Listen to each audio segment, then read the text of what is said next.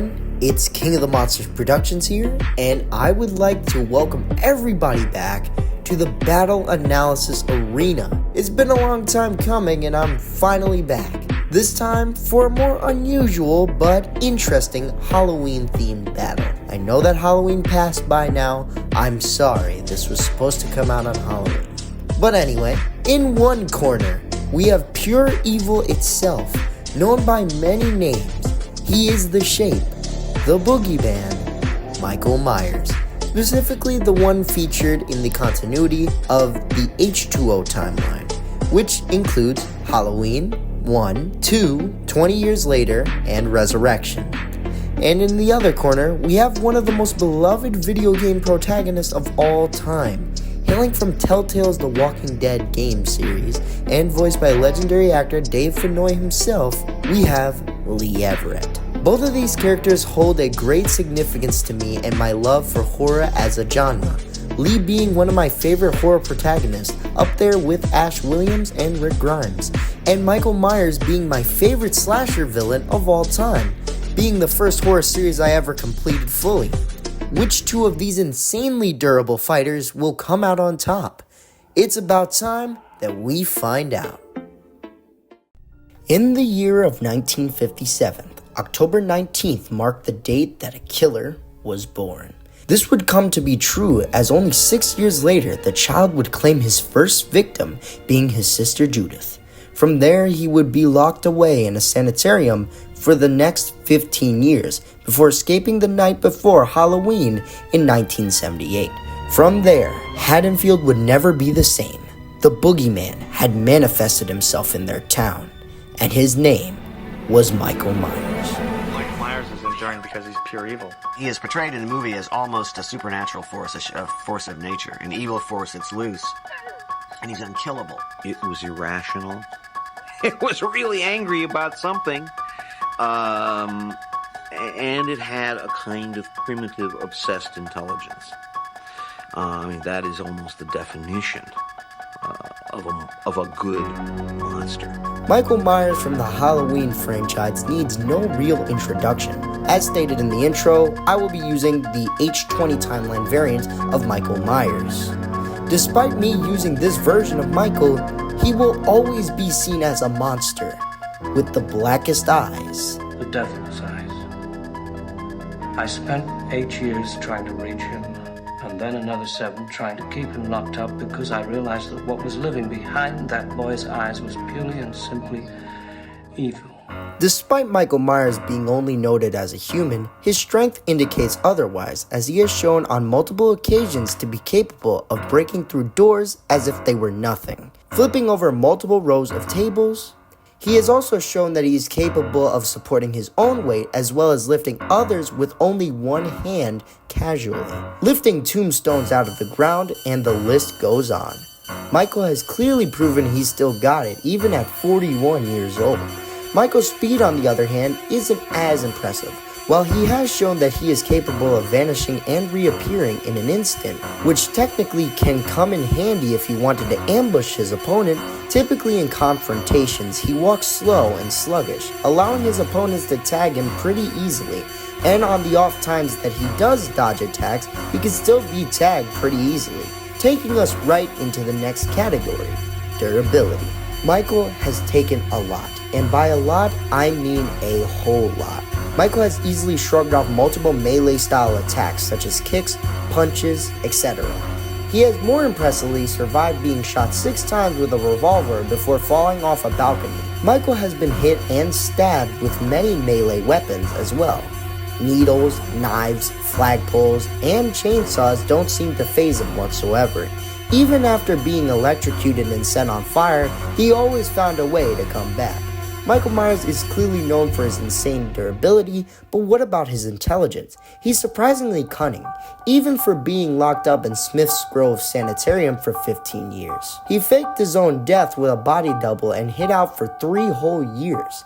He also has cut power lines in order to stop his victims from contacting anyone else. While he is cunning, he isn't a complete genius, as he has been outsmarted and tricked multiple times. Despite his flaws, Michael Myers is still a killing machine and the living representation of pure evil. With strength unmatched by any man and able to survive assaults deemed to be unsurvivable, it's no wonder why Michael Myers is one of the most dangerous killers of all time. Now he's back.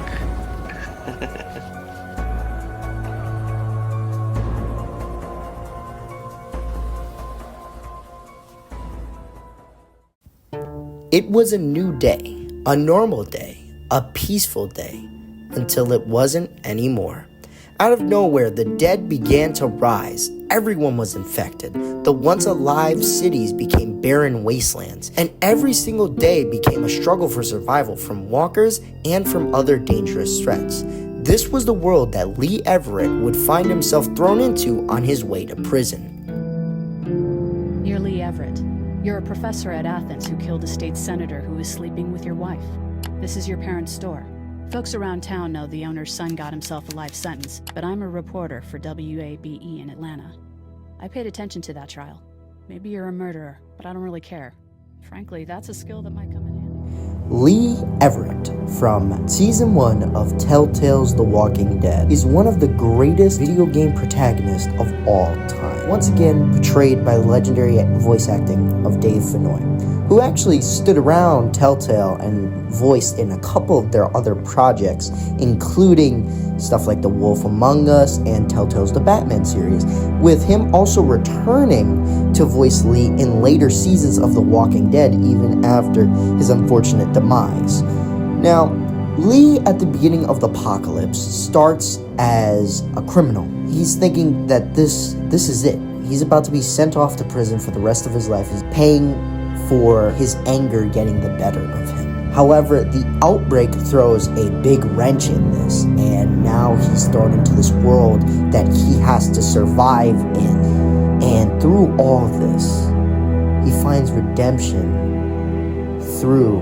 Clementine, which is a girl that he meets on the first day of the outbreak. And Lee, throughout the 3 months that this game takes place over, he goes on a journey from criminal to caretaker, and he builds up connections with fellow survivors and becomes a greater man. But unfortunately, death comes for us all, and unfairly, Lee was bitten by a surprise walker towards the end of episode 4. And by episode 5, he has mere hours left to live. But even with him on the verge of death, Lee goes through Atlanta, through a horde of walkers, through obstacles left and right, just to make sure Clementine was safe.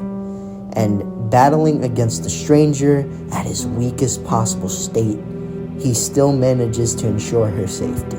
And in his last moments, he's always teaching lessons, always making sure that Clementine had a way out, and that she could live on and take care of herself. This is why Lee is easily one of the greatest protagonists of all time and one of my favorite characters in all of horror history.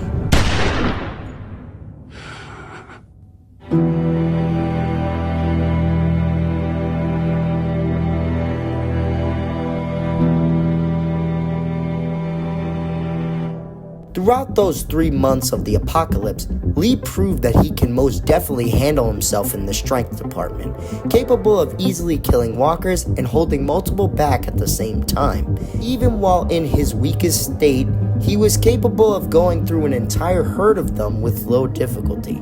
Chopping off limbs and knocking people over is about the extent of Lee's physical capabilities. In terms of speed, he'll have a pretty significant advantage over his opponent, as unlike Michael, who is inferred to have been faster than human perception, Lee has shown capable of dodging both gunfire from Andy St. John, though the feat is debatable, and arrows fired by bandits and starved for help. And as I mentioned previously, both these fighters are very durable.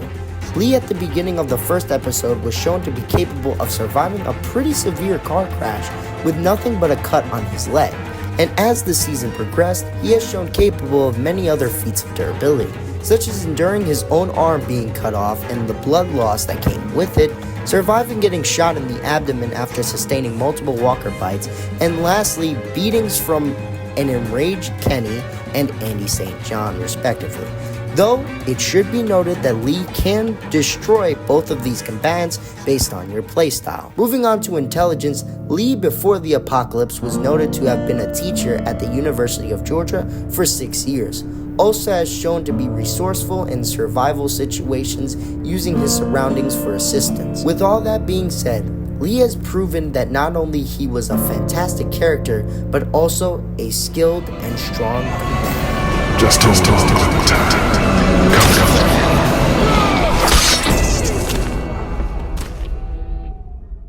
Well, folks, it's that time once again. The moment we've all been waiting for. Michael Myers brings his unstoppable will to the battle, with inhuman levels of strength and durability, as well as an intimidating frame and appearance. Lee Everett, on the other hand, brings his inhuman strength and endurance to the battle, as well as his much more impressive speed and intelligence. With all the stats compiled, we can finally see which one of these two icons of their respective franchises comes out on top. Fucking dead! I don't know who you are, but I will kill you!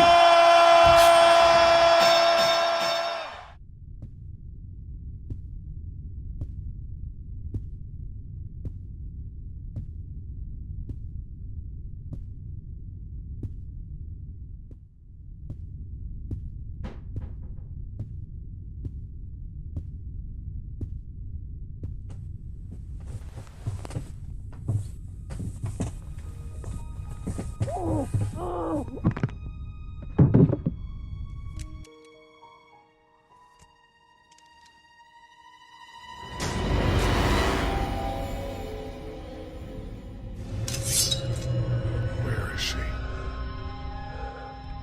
Let me out! Who's out there? That little girl's in my care. Anyone who tries to get between me and her, anyone, is gonna wind up dead. You hear me?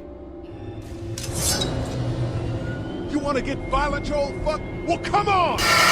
March!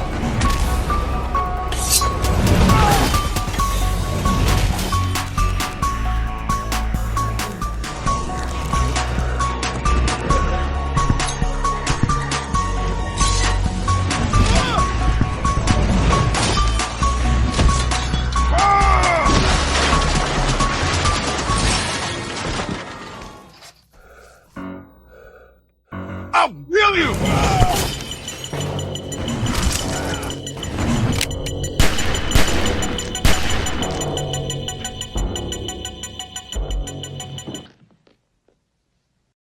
Jesus.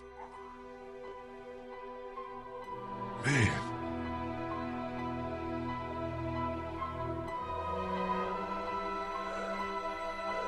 Holy shit!